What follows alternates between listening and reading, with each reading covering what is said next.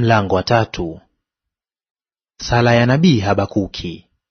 Ee Bwana, nimesikia habari zako, nami naogopa. Ee Bwana, fufua kazi yako katikati ya miaka. Katikati ya miaka tangaza habari yake, katika ghadhabu kumbuka rehema.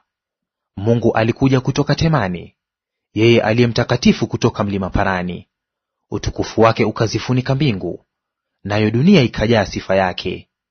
Mwangaza wake ulikuwa kama nuru, alikuwa na mishale ya nuru bavuni pake. Ndipo alipofichwa uweza wake. Mbele zake ilikwenda tauni, na makaa ya moto yakotoka miguuni pake. Akasimama, akaitetemesha dunia, akatazama, akawasitusha mataifa.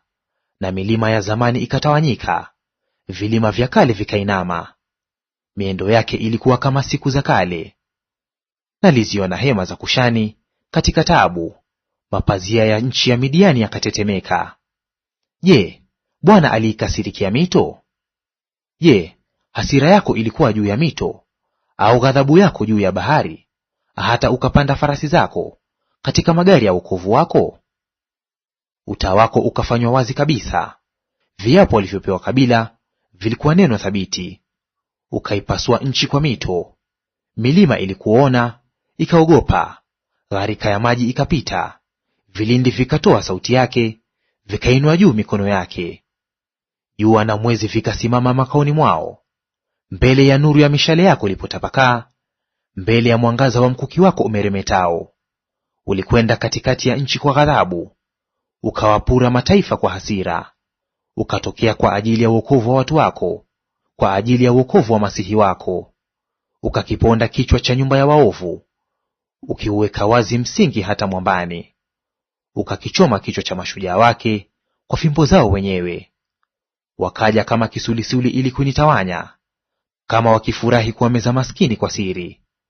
Ukaikanyaga bahari kwa farasi zako, chungu ya maji yenye nguvu. Nikasikia, na tumbo langu likatetemeka, midomo yangu ikatikisika kwa sauti ile. Ubovu ukaingia mifupani mwangu, nikatetemeka katika mahali pangu, ili nipate kuingoja ile siku ya dhiki, kundi lao washambuliao wakweapo juu ya watu. Maana mtini hautachanua maua, wala mizabibuni hamtakuwa na matunda. Taabu ya mizeituni itakuwa bure, na mashamba hayatatoa chakula. Zizini hamtakuwa na kundi, wala vibandani hamtakuwa na kundi la ng'ombe. Walakini nitamfurahia Bwana, nitamshangilia Mungu wa wokovu wangu. Yehova aliye Bwana ni nguvu zangu, yeye huifanya miguu yangu kuwa kama ya kulungu, naye ataniendesha katika mahali pangu palipoinuka.